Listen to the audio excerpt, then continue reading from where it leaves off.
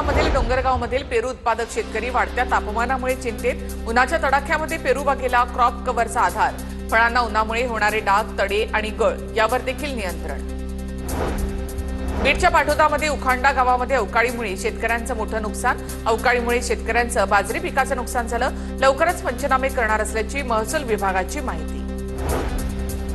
वाशिम जिल्ह्यामध्ये वादळी वारा पावसामुळे बिजवाई कांद्याचं नुकसान। कांदा पूर्णपणे आडवा पडल्यामुळे शेतकऱ्यांचं मोठं नुकसान भरपाई देण्याची शेतकऱ्यांची मागणी। लातूरमध्ये फळबाग आणि पालेभाज्या शेतीला अवकाळी पावसाचा फटका।